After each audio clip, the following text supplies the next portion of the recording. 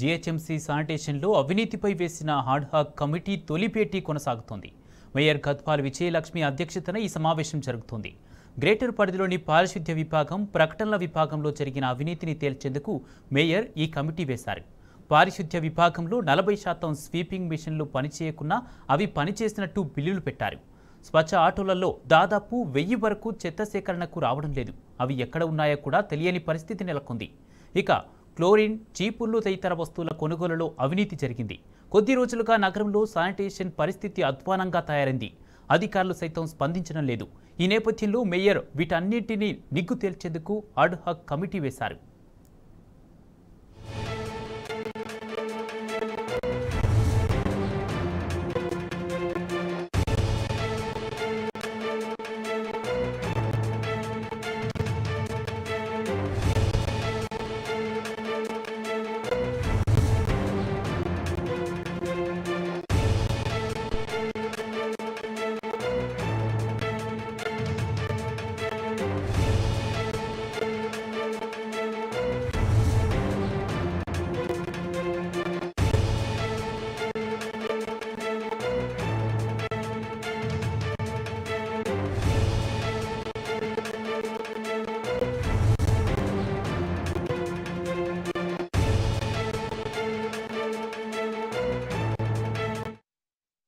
GHMC శానిటేషన్లో అవినీతిపై had committee భేటీ కానుంది.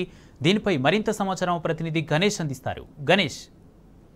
కుమార్, జీహెచ్ఎంసీలో చూసుకున్నట్టయితే రోజుకొక స్కామ్ వెలుగులోకి రావడంతో, అలాగే అవినీతి అధికారులు ఎక్కువగా ఉండడంతో వారి అందరికి సంబంధించి కూడా ఒక కౌన్సిల్లో రద్దు జరగడం జరిగింది. దీనిపైన కూడా మేయర్ అధ్యక్షతన ఒక అర్హ కమిటీని వేయాలని, అంటే తాత్కాలిక కమిటీని వేయాలని నిర్ణయించడం జరిగింది. అందులో భాగంగానే ఎక్కడైతే అవినీతి జరిగిందనే ఆనవాళ్లు ఉండడం జరిగిందో పారిశుద్ధ్యానికి సంబంధించిన ఒక అర్హ కమిటీని, అలాగే అడ్వర్టైజ్మెంట్ విభాగానికి సంబంధించిన మరొక అర్హ కమిటీ సమావేశాన్ని ఏర్పాటు చేయడం జరిగింది. ఇందులో భాగంగానే నేడు వివిధ పార్టీలకు సంబంధించి, అంటే జీహెచ్ఎంసీలో 4 పార్టీకి సంబంధించిన సభ్యులు ఉన్నారు కాబట్టి మేయర్ అధ్యక్షన ఒక్కొక్క పార్టీ నుంచి ఇద్దరు సభ్యులు చొప్పున 8 మంది సభ్యులను శానిటేషన్ కి సంబంధించి తీసుకోవడం జరిగింది. ఇందులో దీనికి సంబంధించి రిపోర్ట్లు తయారు చేయడం కావచ్చు, వారికి సంబంధించిన సమస్యలను కావచ్చు, ఏమైతే ఇక్కడ ఫీల్డ్ లెవెల్ ఎట్లాంటి ఇబ్బందులు ఉన్నాయన్న దానిపైన కూడా వారికి సూచన సలహాలు ఇవ్వడానికి ఒక ఆఫీసర్ని కూడా అపాయింట్ చేయడం జరిగింది. ఇందులో అదే విధంగా అడ్వర్టైజ్మెంట్ కు సంబంధించి కూడా మరొక అధికారిని కూడా అపాయింట్మెంట్ చేయడం జరిగింది. సో మొత్తంగా చూసుకున్నట్టయితే శానిటేషన్ లో ఇప్పటి వరకు చూసుకున్నట్టయితే జరిగిన అవినీతి, అంటే ప్రభుత్వాలు ఏ వచ్చినా సరే అవినీతి అధికారులు మాత్రం తమ దందాన్ని మాత్రం యథేచ్ఛగా కొనసాగించడం జరుగుతుంది. ఎందుకంటే అటు స్వీపింగ్ మిషన్లకు సంబంధించిన అవినీతి పెద్ద ఎత్తున సాగిందని చెప్పడం జరుగుతుంది. ఎందుకంటే వానాకాలంలో స్వీపింగ్ మిషన్లు కూడా ఎక్కడ కూడా పనిచేయవు, రోడ్లపైన కూడా ఎవరు కూడా ఊడ్చరు. కానీ వానాకాలంలో కూడా తాము ఊడ్చాము అని చెప్పేసి కూడా స్వీపింగ్ మిషన్ల నుంచి బిల్లులు వసూలు చేసిన పరిస్థితి నెలకొందని కూడా కార్పొరేటర్లు ధ్వజమెత్తిన పరిస్థితి. అలాగే ఏదైతే సిఆర్ఎంపీ రోడ్లు, అంటే సిఆర్ఎంపీ రోడ్లు అని అంటే స్ట్రాటజిక్ రోడ్ సంబంధించిన వాటిలో ఎవరు కూడా కార్మికుల చేత కూడా ఎక్కడ కూడా పని చేయించరాదు. మీడియాస్ కావచ్చు, ఏదైనా సరే అదంతా కూడా మిషనరీ తోటి పని చేయించాలి. కానీ అక్కడ కార్మికులతోటి పని చేయించిన అధికారులు వాటిని ఏదైతే స్వీపింగ్ మిషన్లు కావచ్చు, మిగతా కాంట్రాక్టర్లు పనిచేస్తారన్నట్టుగా వాటిని కూడా బిల్లులు తీసుకున్నారని చెప్పేసి కూడా ఈ కౌన్సిల్లో కార్పొరేటర్లు అందరూ కూడా ధ్వజమెత్తిన పరిస్థితి. కాబట్టి ఇవన్నిటిని కూడా బేరీజ్ వేసుకొని చూసుకున్నట్టయితే కమిషనర్ ఏదైతే రిపోర్ట్ తీసుకోవడం జరిగిందో దాంట్లో 40% వరకు కూడా స్వీపింగ్ మిషన్లు పనిచేయలేవని తేలడం జరిగింది. మొత్తంగా దీనిపైన కూడా మేయర్ ఆగ్రహం వ్యక్తం చేయడంతో దీనికి సంబంధించి పూర్తి స్థాయిలో రిపోర్టు తీసుకురావాలన్న ఉద్దేశం కొద్దీ ఈ రోజు అర్హ కమిటీకి సంబంధించిన మొదటి సమావేశాలు సాగడం జరిగింది.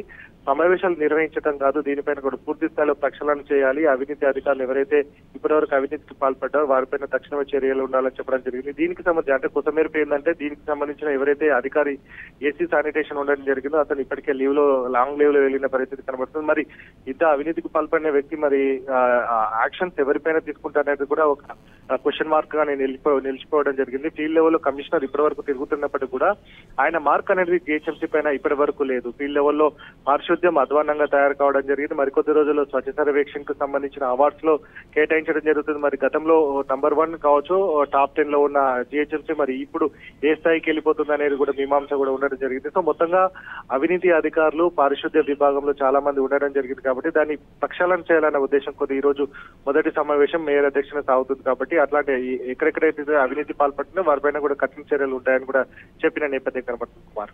రైట్. Thank you Ganesh.